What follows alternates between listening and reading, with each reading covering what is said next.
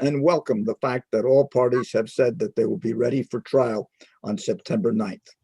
Therefore, the Commonwealth Court has, for planning purposes, tentatively set the date to begin the historic trial, which will finally give our clients the opportunity to prove that the legislature has been failing its constitutional duty to provide adequate and equitable funding for all of Pennsylvania's schools. We know that all students deserve and need a high-quality public education, and we know that for the health of our Commonwealth, we should give our future engineers, nurses, and entrepreneurs in every community the support they need to reach their potential. But in Pennsylvania, because of the system the General Assembly has built, your zip code determines the quality of your school. Too many have waiting lists for quality pre-K, high class sizes, insufficient reading and math specialists, no tutors for students who are behind, limited access to challenging electives, and a lack of counselors for students who are struggling daily. All things which should be basic in every school. The state's own data shows that Pennsylvania has some of the largest gaps in the country between what wealthy school districts spend to educate their students and what low wealth districts can spend. The state has also some of the biggest achievement gaps between students in poverty and those who are not economically disadvantaged, and between students of color and white students, matching the large gaps in spending. Those gaps exist because Harrisburg legislators have ignored their constitutional duties to support public education at the state level so that all students, not just those living in a community with a wealthy local tax base, have adequate funding to meet their needs in the classroom. Using the legislature's own statutory definition of adequate funding, our schools need at least $4.6 billion in additional money so that students everywhere are able to meet the state's academic standards. Because Harrisburg has refused pleas to fix this broken funding system, 6 school districts from around the state, 1 suburban, 2 rural, and 3 from small cities, along with parents from 4 districts and 2 statewide organizations, bravely came together to bring this lawsuit, which was filed in 2014. The districts are William Penn School District, Shenandoah Valley, Panther Valley, Greater Johnstown, the School District of Lancaster, and Wilkes-Barre Area School District. The organizations are the NAACP Pennsylvania State Conference and the Pennsylvania Association of Rural and Small Schools. The respondents defending the state system are state legislative leaders, state education officials, and the governor. It has been a long road to get here, but we are ready for the first trial in Pennsylvania's history to challenge the legislature's failure to meet their constitutional duty to adequately prepare our state's children. I'm pleased to have with me a number of the attorneys, superintendents, parents, and representatives of the organizations involved who can tell you more about the conditions students face in the Commonwealth because of the state's inadequate and unfair school funding. Thank you. Thank you, Michael. Next up, we have the Reverend Kenneth Houston, who is the president of the NAACP Pennsylvania State Conference, one of the petitioners in the case. Good afternoon, everyone. My name is Kenneth Houston. I am the state president of the Pennsylvania State Conference of the NAACP. Today, the Pennsylvania State Conference is pleased to see that we finally, after quite a long time, have a date to address such a serious issue as equity in education.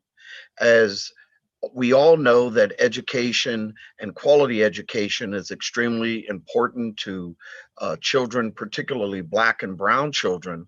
We are happy to be a petitioner in this lawsuit to ensure and assure that quality education is given to all our children across the breadth of this Commonwealth. It is absolutely unacceptable that our state legislatures have failed to give quality and adequate funding to school districts for fair education. So today, the Pennsylvania State Conference NAACP is proud to stand with our partners and those that are fellow petitioners in this lawsuit to ensure and assure that the voices of those that cannot speak for themselves are heard. We look forward to the date of the court hearing, and we are prayerful that justice will come when it comes to quality education. Thank you. Thank you, Reverend Houston.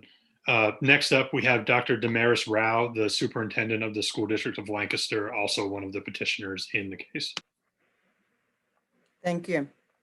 In 2015, the Pennsylvania Education Funding Commission recommended a new formula that accounts for the diverse children and communities in the Commonwealth. In 2016, the legislature adopted the formula as law.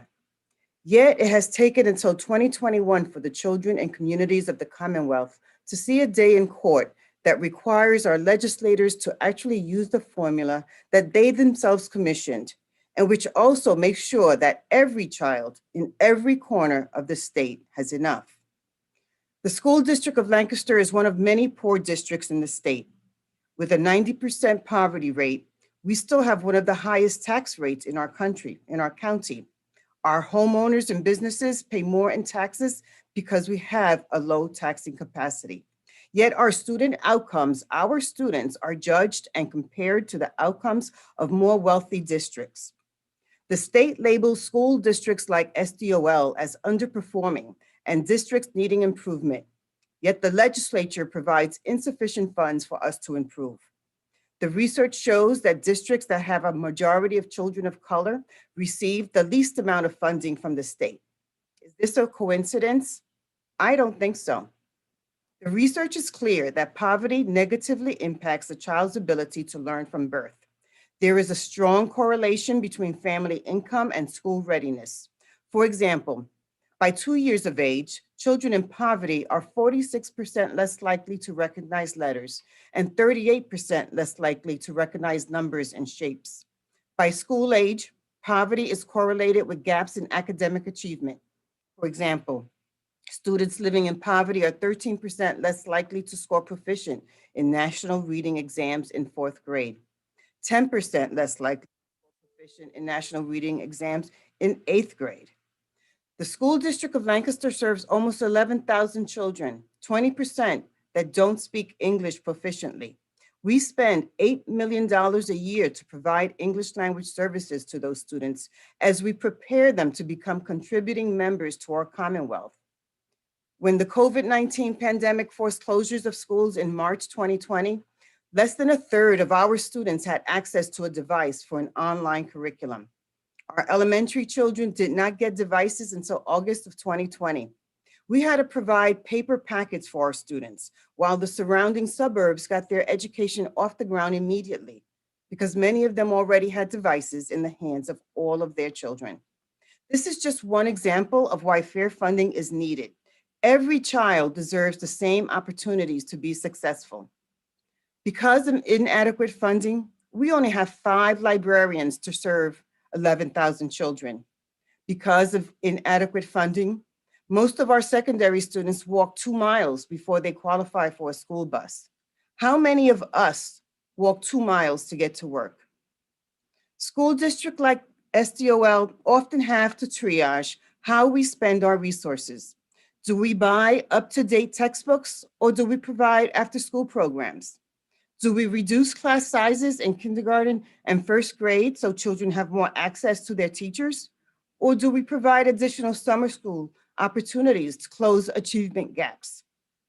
It is not a just system when the poorest of students make the greatest sacrifices in accessing their education.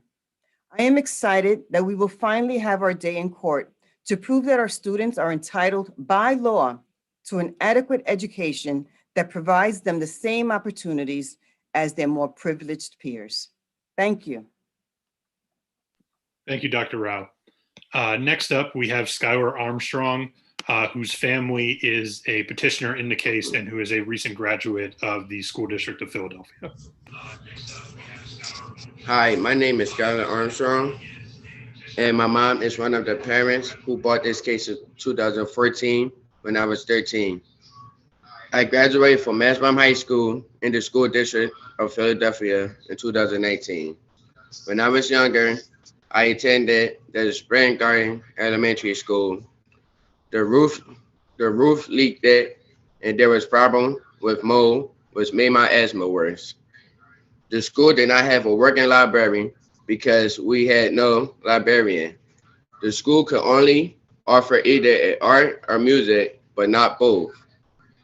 There was no counselor and no reading or math specialist or after school tutoring. Even though I struggle in school and have a learning disability, I could not get all the help I needed. At MASBOM, I enrolled in the culinary program when I was in 10th grade and discovered my passion, which changed my life. But we only had one counselor for 775 students, and I sometimes wonder if other kids were able to find their passion too. At MASBOM, there was no science lab. My biology teacher was not trained to be a biology teacher. My freshman Spanish teacher was a substitute teacher for most of the year. During the summer months, the classrooms were hot like ovens. My asthma would flare up. I had chest pain and felt it hard to breathe.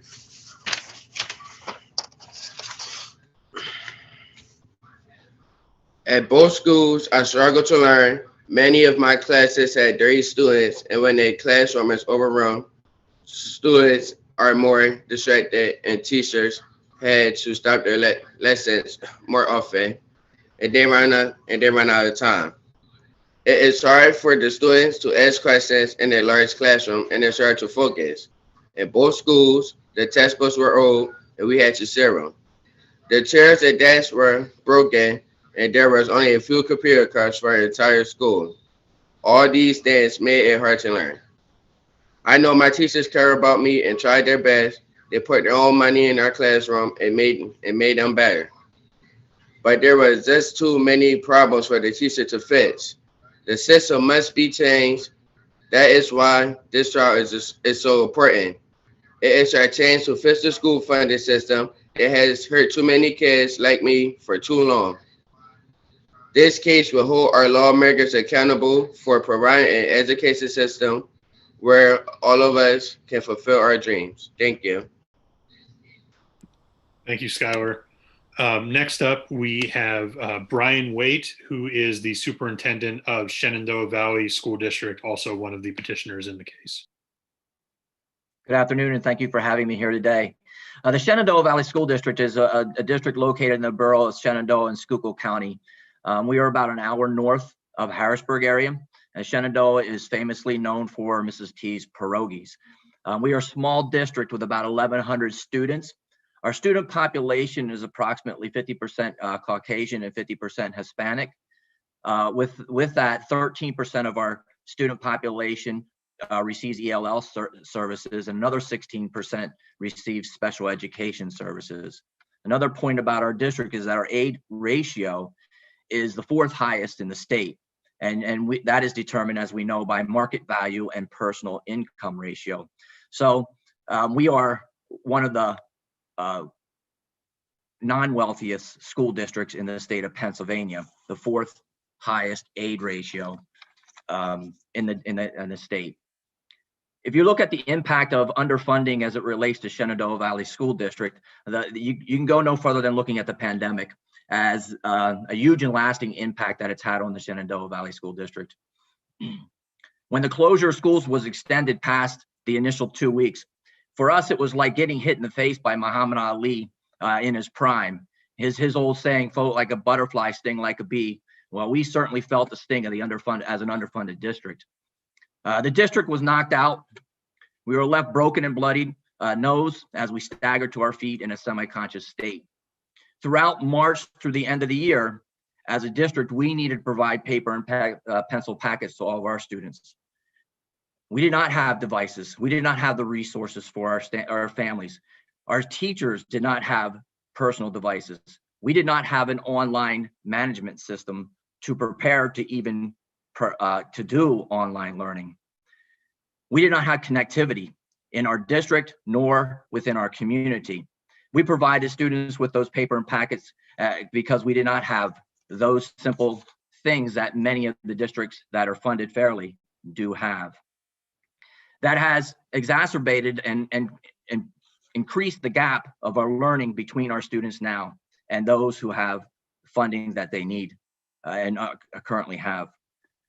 Our students, we know from the reading gaps that we have, by age 10, have only approximately 45% proficient on a PSSA, which we are, again, shown and as compared to our fellow districts across the state of Pennsylvania. These gaps will continue to increase if we do not have the funding formula changed as it is necessary and deserved by law. I appreciate your time that you've given me today, and I look forward to the case in September. Thank you, Superintendent Waite. Next up, we have Maura McInerney, the legal director at the Education Law Center of Pennsylvania, who is representing the petitioners in the case. Thank you very much. So now we know that we're planning for a trial to begin around September 9th. We'll learn more specifics about the trial dates at our pre-trial conference to be held on June the 21st, but we expect it to last for several weeks. And let me tell you what to expect at trial. This trial will finally hold our General Assembly accountable to the school children of Pennsylvania for their failure to provide every child in every zip code with a quality education. At trial, we will show that Pennsylvania's Constitution requires that our public school system works for all students, regardless of where they live, their skin color, how much money their family or community has, or what language they speak at home. We will show that inadequate state funding has deeply harmed our children living in low-wealth school districts for decades. It has resulted in unconscionable deprivations of basic resources that students need to meet state standards and graduate college and career ready. While the Pennsylvania legislature has adopted rigorous state standards, they violated their duty to provide sufficient funding so that all students can meet those standards. The current school funding system has shortchanged students across the Commonwealth. It has resulted in limited educational opportunities and poor academic outcomes for our students. And this failure to sufficiently fund our schools has lifetime consequences for our students. We will show that the state's low state contribution has forced higher taxes on low-wealth communities and gross disparities in education quality between the haves and the have-nots. On average, the poorest 20% of school districts in Pennsylvania have $4,800 less per student than our wealthiest 20%. At trial, we will show that the current school funding system is unpredictable, irrational, and that while the legislature has adopted a rigorous fair funding formula to drive additional dollars to schools serving students with the most significant educational needs, they have refused to fund it. Currently, it applies to only 11% of basic education funding in our state. We will show that the current inequitable funding system disproportionately harms Black and Latinx students who are segregated in our most underfunded districts. Statewide, 50% of Pennsylvania's Black students and 40% of Latinx students are in our lowest wealth districts. That's the bottom quintile. And 80% of Black and Latinx students attend a district that receives less basic education funding than they should under the state's fair funding formula. At trial, we will show that money matters in school resources, that money has a direct impact on students' outcomes, and that investing in all our students, including those living in poverty, is both a constitutional obligation and will yield important benefits for all our communities and for our state. This trial is about the future of Pennsylvania's school children and our state. For decades, our lawmakers have left generations of students behind in unsafe schools with outdated textbooks. They've deprived them of the basic resources they need to learn. An order from the court will require the legislature to address these long entrenched inequities and to adequately fund all our schools to serve all our students. It will mean that the future of Pennsylvania's school children will no longer be predetermined by local wealth, but rather by our children's potential. We will prove that the General Assembly created this problem and is mandated by our state constitution to fix it. A positive ruling will finally break the long-term logjam in Harrisburg that has ensnared our school children in low-wealth districts and deprived them of their dreams. Change is coming to Pennsylvania. As our state Supreme Court announced in this case, constitutional promises must be kept. It is time for our legislature to keep its promises to all of our school children. Thank you. Thank you, Maura. Next up, we have Mike Fascinetto, who is a teacher in the Allentown School District. Good afternoon, everybody. My name is Mike Fascinetto, and I'm a fifth grade teacher in Allentown, one of the most grossly underfunded districts in Pennsylvania. And today, I'm very excited to see this important case finally moving forward. I think most of us agree that every child in Pennsylvania, regardless of their zip code or the color of their skin, should have access to a safe, well-resourced school where they get the attention they need to learn and thrive. Despite that common belief, each day in my classroom, I see the painful effects of underfunding. My students only had access to a few old desktop computers and a shared cart of broken laptops when COVID hit last March. They were thrust into a virtual world without any prior experience with email, let alone complex digital learning platforms. Finally, when other schools began to reopen in the fall of 2020, Allentown remained closed. My school, Central Elementary, was built in 1925 and was not safe for students to return. My students do not get to visit a well-resourced library like many other children do. The library comes to them on a small cart only once every 8 days. They have not heard of or experienced digital literacy or maker spaces that exist in the school libraries of most well-funded school districts. Outside the classroom, my students experience difficult living situations and intense trauma. Schools need to be staffed by experienced, knowledgeable counselors and psychologists to help our children thrive emotionally as well as academically. Unfortunately, my school only has one counselor for over 700 students. Sadly, all of these injustices could have been remedied many years ago. Our students do not have to be living in this atrocious reality of underfunded schools. Districts are doing the best they can with the minimal state dollars they receive. They are cutting and cutting each year to simply keep the lights on and the doors open. This problem is a conscious and purposeful choice made by our state legislature. Over the years, some of the most powerful leaders in Harrisburg have purposely chosen to ignore our neediest students. They have purposely chosen to ignore their constitutional obligation to the citizens of Pennsylvania and their children. I sincerely hope today puts us one step closer to equitable funding for all our students, no matter the zip code or the color of their skin. Thank you. Thank you, Michael. Our final speaker will be Tracy Hughes, who is a parent of a recent graduate of Wilkes-Barre School District, and she is a plaintiff. She's a petitioner in the case as well.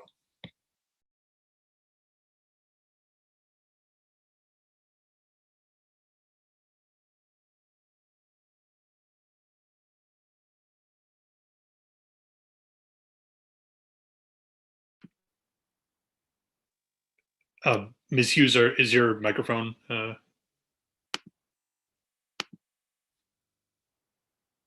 we go.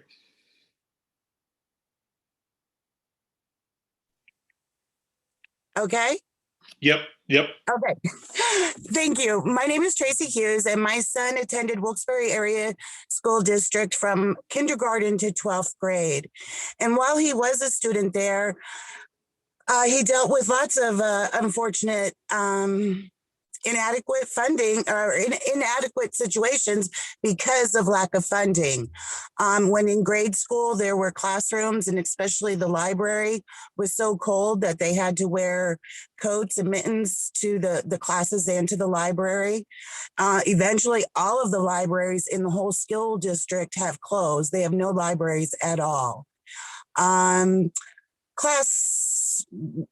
Inadequate books, and the books were in such poor condition that they weren't allowed to bring them home, and they were so outdated they hadn't been updated in I don't know how many years.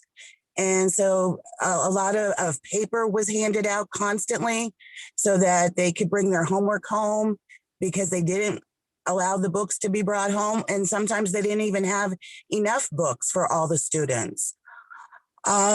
Chairs and desks very old and inadequate for the students. Labs, sometimes it was so outdated, the equipment was so outdated, or they didn't have enough for all the students to participate in labs for some of the science classes. It just was a horrible experience for so many of the classmates, him and his classmates, that it made them feel like they were inadequate, which is not what we as parents try to instill in them. They all matter. And it should not depend on our zip code, what we get for funding. And I'm so glad to be a part of this lawsuit because our lawmakers have failed our students, and it's time for things to change. And I look forward to September 9th. Thank you. Thank you, Tracy. So we will take questions for the superintendents and for the attorneys now. If you have a question and you have the option to raise your hand on Zoom, please do so, or else drop in the chat that you have a question, and I will call on folks and they can unmute and ask their question. If you have questions for any of the other petitioners or any other folks who are involved in the case who are not here today, please reach out to myself or Paul Sokol at the Education Law Center. You have our contact info from the materials we have sent. So the first question I see is from Mike DiNardo at KYW. Go ahead, Mike. Thank you. Hi, everybody. My question is for Mara or for Michael. This suit was filed in 2014. A lot of time has passed since then. How has the passage of time changed this case? Has it made the arguments more urgent? Do they remain the same? How has time changed this case? Mara, do you want to take the first crack? Sure. So over the period, you're right, it's been 7 years, Mike, with regard to when we filed the lawsuit. In part, the length of time is due to the fact that we were first dismissed, and then we had to go up to the Pennsylvania Supreme Court, which ruled that this is not a political question, but that it is justiciable, and we got our day in court, and so it's taken a long time. But to your point as to what has changed, well, obviously the adoption of the fair funding formula is something that's a significant change and a step in the right direction. But as we have all discussed, it only applies to a small percentage of the basic education funding because the legislature determined that it would only apply to quote unquote new money added to basic education system at that time. So it only applies currently to 11% of the funding. So while that is a step in the right direction, it has not solved our problem, and we have deeply entrenched inequities. And over this period of time, actually many costs have increased. Special education costs have increased, pension costs have increased, fixed expenses have increased. So if you look at money going to the classroom, you actually see that there is even more of a gap than there was at the time that we filed this lawsuit. You will see that we actually, in terms of what we call the adequacy targets, that we have, that those are actually larger than they were when we first filed the lawsuit. So things have actually gotten worse, in part because we built this on an old system that is looking at old data from the 1990s and using those demographics. And we've got hold harmless and a lot of other things at play. So we have these entrenched inequities that have continued, and things have actually gotten worse since we filed the lawsuit. Thank you. Thank you. Next up, I see Sam Zern from PLS. Let me just add one other thing to that. Besides the fact that the state funding system problems have gotten worse, obviously COVID has exposed the needs for technology and the ability of the districts to respond has greatly varied by the wealth of those districts. And I think that everyone can now see what was pretty much in plain sight, but maybe not quite as visible, which were the huge disparities in funding that have existed. But Maura is absolutely right. Along with those huge disparities, they've actually grown during this time period. Great. Sam, go ahead and ask a question. Hi, y'all. So I know this has obviously taken a lot of time to get to where we are today. And I don't want to ask you too much to say how long it'll take from here, but is there any sense of, we have this upcoming trial, but when we could actually start to see, any changes to the funding system? Michael, you want to take the first shot? Sure. Well, the answer to that really lies in the legislature's control. They can change this anytime they want. They don't have to wait till the final order telling them what to do. It should be, this is their responsibility. One thing I've learned is never to predict how long it will take courts to act. We're going to move as fast as we can. In the interim, we hope we expect with the trial starting this year, we will be done with the trial stage and then can move on to whatever appellate process is necessary.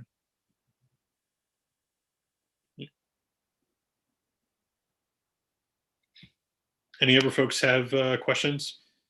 Wizzy Artisan. Hey, thanks so much. Thanks everyone for being here. Just, I guess, going back 6 or 7 years now, I'm just wondering what conditions gave rise to the lawsuit and if there was any impetus in, back in 2014 or the years preceding that, that led you to file this. I forget when the fair funding formula was adopted. Maybe it was 2016. This all predates my time, so I'm just wondering if there was any specific, event or trend that gave rise to this. Sure. Maura, you want to take the first shot at that one? Sure. So as we've discussed, this has been a long entrenched inequities and a long-term problem. As you may recall, we had a significant recession, the Great Recession that took place prior to our filing this lawsuit. So at that juncture, as you may recall, school districts had, because we had less revenue coming in at the state level, at the local level, school districts were stretched. They had to make significant cuts. Some of our petitioner school districts had to cut over 100 staff at that time.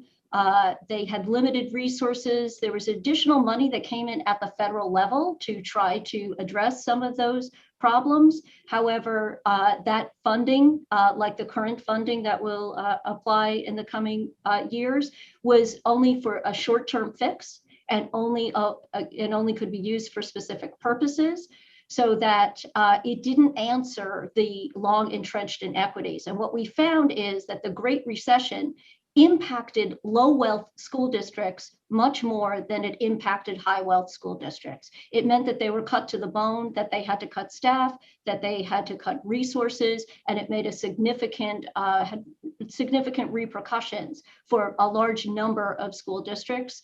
And so we brought the lawsuit at this time because there were so many districts that couldn't provide basic resources to meet the needs of their students. Thank you. And I see in the chat that Dale from Chalkbeat has a question. So go ahead, Dale. Hi, I'm sort of playing off that a little bit. This isn't the first school funding lawsuit that's been filed in Pennsylvania. There are, I guess the first one was PARS. Am I wrong? But can you just go over a history and the difference here in this particular case, that why I guess it has been allowed to go to trial and allowed to actually present evidence as opposed to dismissed? Well, seems like a on good grounds question. that it wasn't the judiciary had no right or no ability legally or constitutionally to intervene here. Michael, do you want to take that one? Sure. Well, actually, Dale, you may remember the first one of these cases goes back to 1976 when the school district of Philadelphia brought an action, and they were told that because the disparities weren't gross enough at that time, that they hadn't shown that there was pleaded that it was inadequate. And then subsequently, the state Supreme Court said that they would not allow these cases to go forward because at that time in the 90s, they did not believe that it was justiciable because there was not a manageable question to and it wasn't clear that courts could, in fact, determine what was necessary. But the difference now is, as the state Supreme Court said when we took this case to them, that case may not have been right at that time, but it certainly wasn't right now. The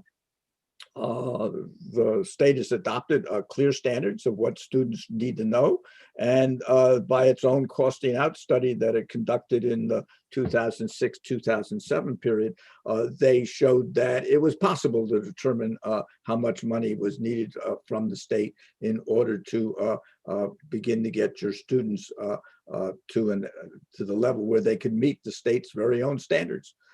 So that's the difference, and the Supreme Court is clear that at this point in time, given that basic change, there is no reason why why you should call these a political case, and that you should go forward and enforce the constitutional rights that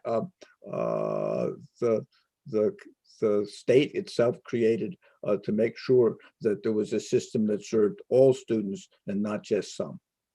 Great. Next up, I have Jamie Stover, who has a question. Yeah, two-parter here. The first one, kind of just a general, if someone could sort of speak in layman's terms about the significance of the ruling yesterday and what that means moving forward, why this is a big deal, because most people might think a scheduling date may not seem big, but obviously there's kind of more to that. And then for Superintendent Waite, my question for you would be, I know you spoke a lot about the impacts and the disparities you saw with COVID in the last year, but obviously this lawsuit was filed prior to COVID. So I'm curious if you could speak a little bit about, what to you stood out as sort of an example of the disparities that you saw in your district prior to the pandemic. Great. Maura, why don't you take the question on the significance of yesterday's order first, and then Brian, you can take the next question. Well, we think this is significant because we finally have a trial date, after 7 years of litigating this case.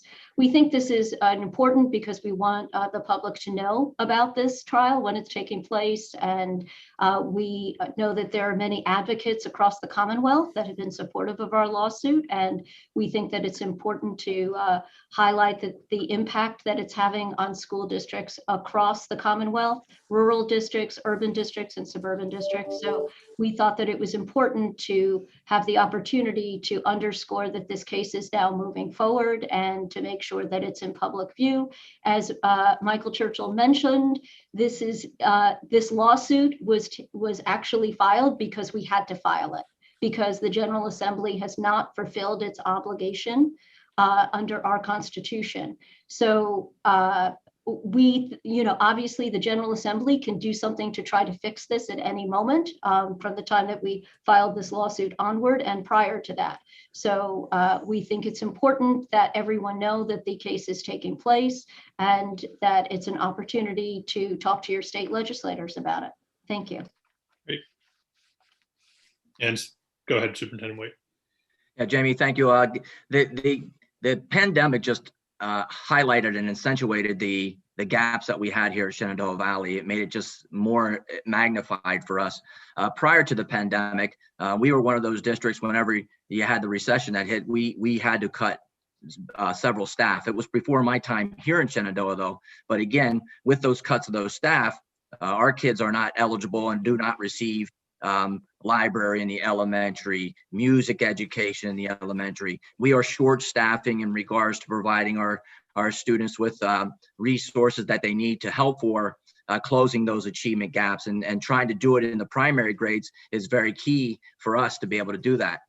So those are some of the things that we know we had already. And again, we did not have the technology prior to this.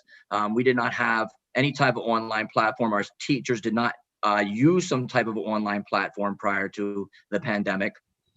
So our students also did not have access to adequate things that they would need to help them deal with stressors in their lives prior to the pandemic. So now again, it's highlighted even more with the pandemic and the type of services we need to provide for all of our students regards to the types of stresses they've had to go through while during this pandemic. So it's just helped accentuate the inadequacies that we have here in Shenandoah, the pandemic did.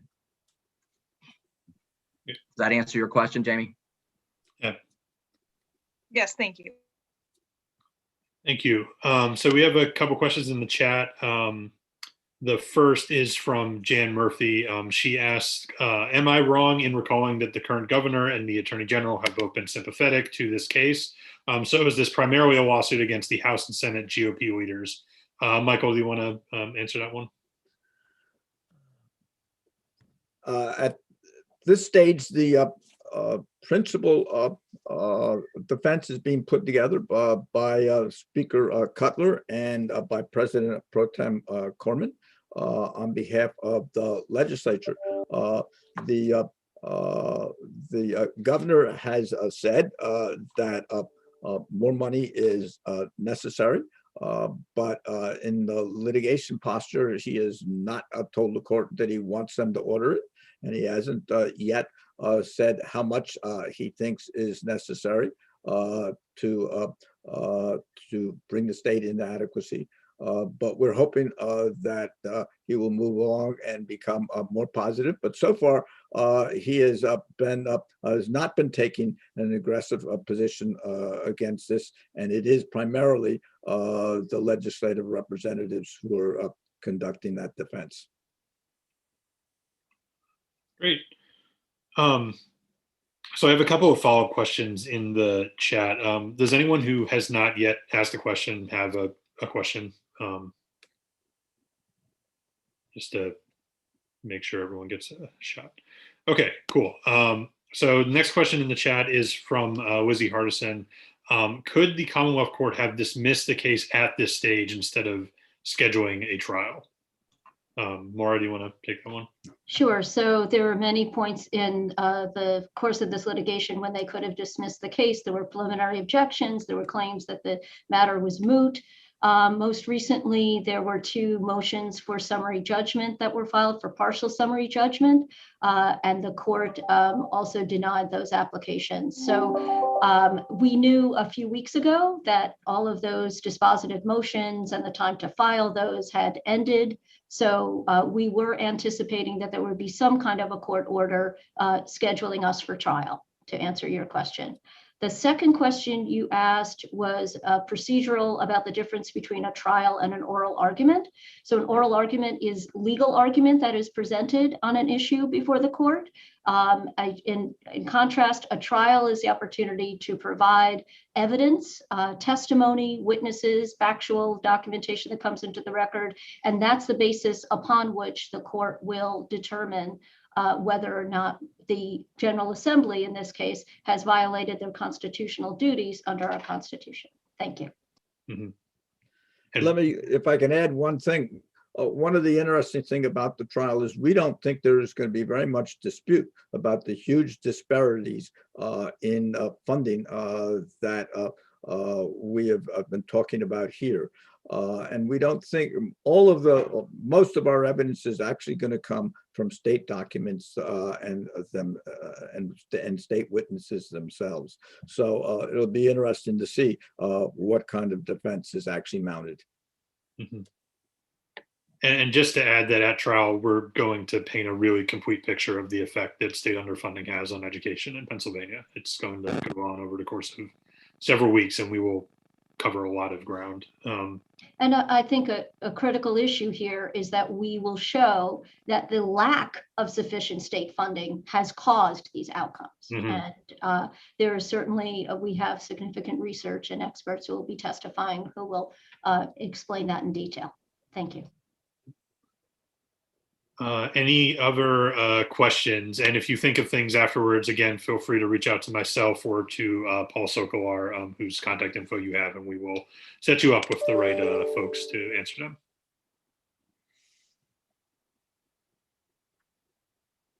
Okay, we do have a question.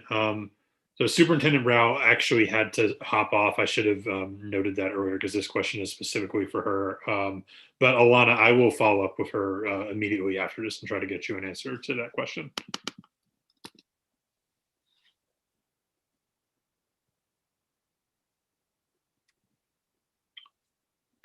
Any other questions? Maura and Michael, do you have any final thoughts before we close? I think we've covered a lot.